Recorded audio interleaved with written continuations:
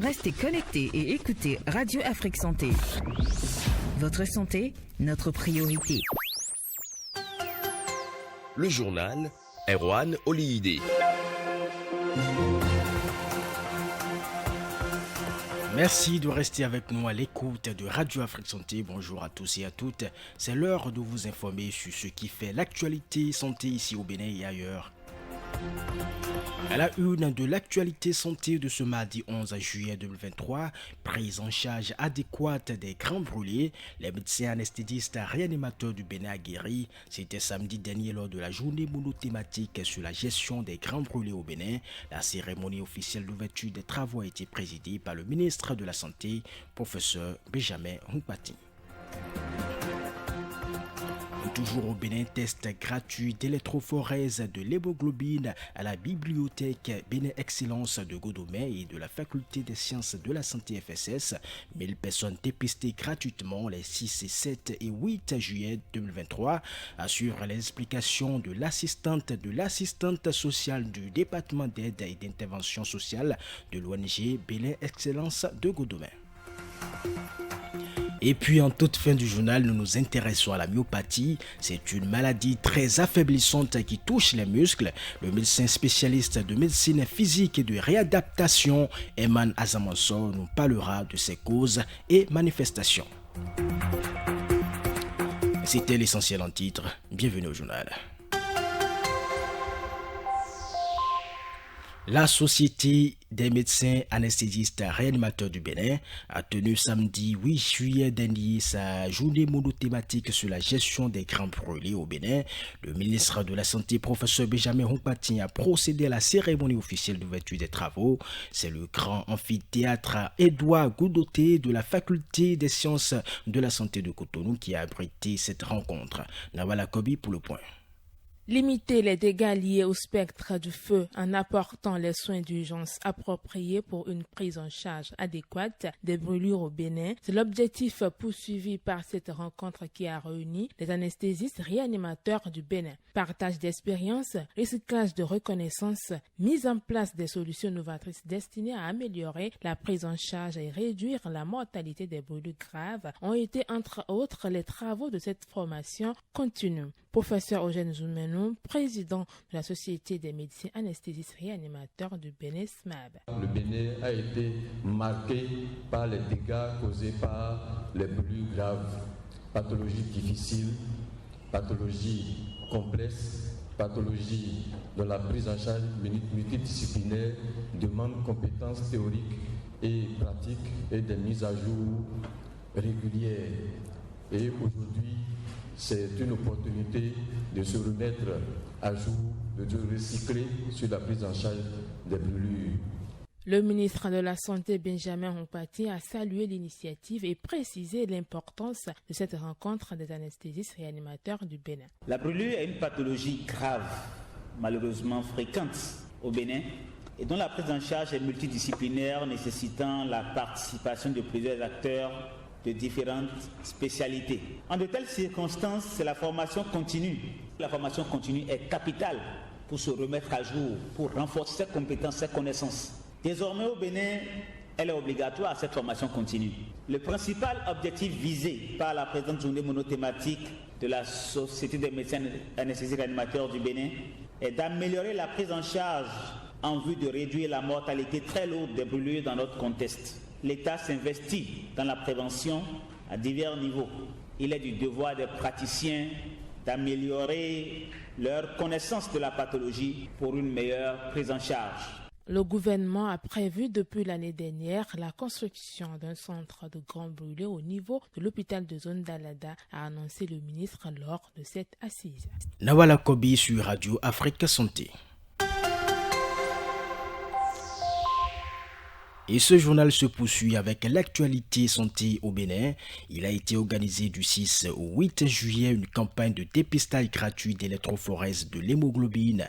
La campagne s'est déroulée les 6 et 7 juillet à la bibliothèque Bénin Excellence de Godomé et a pris fin samedi dernier à la bibliothèque Bénin Excellence de Cotonou 6 dans l'enceinte de la faculté des sciences de la santé. L'objectif était de sensibiliser et de dépister 600 personnes, mais au final 1000 ont été myopathies prises en compte par la campagne. Fridel Kodo-Toafodi est l'assistante sociale du département d'aide et d'intervention sociale de l'ONG Bénin Excellence de Godomè. Elle nous parle de la campagne. Bon, déjà, l'initiative a commencé depuis l'année dernière. L'année dernière, nous avons fait un dépistage de 450 personnes. Sur le site de Godomè, nous avons remarqué que beaucoup n'ont pas l'information de la drépanocytose. Beaucoup sont ignorants de ce mal-là. Et beaucoup font des enfants sans savoir qu'il faut qu'ils regardent le statut de leur conjoint avant de se mettre ensemble. La drépanocytose, c'est une maladie vraiment, quand ça touche les enfants, c'est vraiment difficile pour les parents eux-mêmes financièrement, avant qu'on ne parle de la douleur que les enfants ressentent. Donc nous avons voulu initier cette année 600 tests sur le site de Godomè et sur le site de la FSS à Cotonou ici. Et nous avons eu jusqu'à 1000 personnes. Donc nous avons 1000 personnes sur ces 3 jours-là pour le test. Nous avons remarqué qu'il y a effectivement beaucoup de jeunes qui ont pris conscience en fait qu'ils ont besoin de ce test-là avant de choisir leur partenaire. Nous allons essayer de voir avec le conseil d'administration de Bénin Excellence comment faire en sorte de réitérer cela le plus tôt possible afin de permettre à toute la population de bénéficier de cela. Et quelques jeunes rencontrés sur les lieux nous disent pourquoi ils ont jugé bon de faire le test d'électrophorèse de l'hémoglobine. Ils sont au micro de Radio Afrique Santé. Nous sommes à la bibliothèque de la Fondation Vallée de la FSS. Je suis venue pour faire le dépistage de la drépanocytose. Parce que la drépanocytose, c'est une maladie grave qui tue de plus en plus de nos jours. Et plus tôt on détecte ça, mieux c'est pris en charge. Ce que moi je vais dire, c'est de ne pas négliger ce test. J'ai jugé bon qu'il est préférable de connaître son statut concernant l'hémoglobine avant de peut-être se mettre ensemble avec un partenaire, avant de se marier, pour éviter d'avoir des enfants drépanocytaires. Parce que j'ai été au stage à l'hôpital et j'ai reçu des enfants drépanocytaires. J'ai vu comment il était vraiment difficile de prendre en charge ces enfants. Donc pour éviter tous ces problèmes-là à l'avenir, le mieux c'est de faire le dépistage à temps. J'ai fait cet examen pour connaître mon électrophorèse afin de faire un bon choix à l'avenir. Je suis venue ici pour me faire dépister afin de connaître mon électrophorèse. Je veux connaître mon électrophorèse afin de pouvoir diriger le choix de mon partenaire dans le futur. Il est indispensable pour tous de faire un test d'électrophorèse de l'hémoglobine afin de connaître son statut.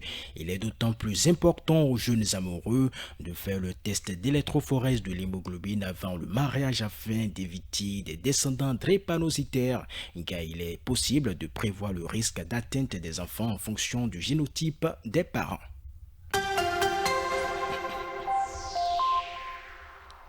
La myopathie est une maladie musculaire d'origine génétique ou acquise. L'atteinte musculaire est très variable d'une personne à une autre, y compris au sein de la même famille.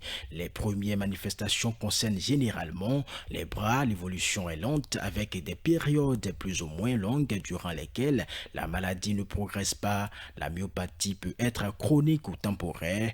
Le médecin spécialiste de médecine physique et de réadaptation Eman Azamansor qu'on écoute sur la myopathie. La myopathie est une maladie grave qui est liée à une atteinte ou une maladie du muscle. Cette maladie du muscle peut toucher tous les muscles du corps. Donc quand on parle des muscles du corps, c'est la chair en fait. C'est cette partie-là qu'on appelle le muscle. Donc la partie viande du corps peut être rendue malade et inefficace dans leur fonctionnement. Vous savez, quand vous devez prendre un sac de riz de 5 kg, vous mettez votre main serre bien le bracelet du sac et vous le soulevez. C'est les muscles qui font faire ce jeu-là, à part l'os qui va faire la charpente. Alors, si le muscle est touché de cette maladie qu'on appelle la myopathie, eh bien, il ne peut plus tenir jusqu'à soulever le sac. Et quand on parle de muscles, on parle de tout. On parle de ceux qui sont au niveau des pieds, au niveau des cuisses, au niveau de l'abdomen, au niveau du thorax ou bien de la poitrine. Et dans la poitrine, on parle des muscles qui sont au niveau du cou, des muscles qui sont au niveau des yeux, de la face. Les manifestations de la myopathie sont très contrastantes. Les personnes atteintes vont se plaindre de la fatigue et d'un manque de force pour faire les activités. Le médecin spécialiste de médecine physique et de réadaptation Eman Azamansor à nouveau sur les causes de la myopathie. C'est une maladie qui est provoquée par de nombreuses situations ou de nombreuses maladies. En fait, il y a la part qui est héréditaire. Il y a plusieurs autres situations ou plusieurs autres maladies qui peuvent donner ça aussi. Par exemple, les dysfonctionnements dans certains éléments tout petits qu'on appelle les mitochondries qui sont dans les muscles qui peuvent dysfonctionner et générer cette maladie. Il y a les maladies comme les maladies de la thyroïde. La thyroïde, c'est une glande qui reste au niveau de la base du cou là, qui peut être malade et générer également la myopathie. Il y a de nombreuses situations des médicaments qui peuvent donner cette maladie. Il y a des maladies qu'on appelle des maladies inflammatoires qui prennent tout le système de façon générale, qui peuvent également générer la myopathie. Info santé de ce 11 juillet 2023, Stop et fin. Présentation Erwan Oliyide. Réalisation mise en onde donc Tibus Ariénou. Bon mardi à tous.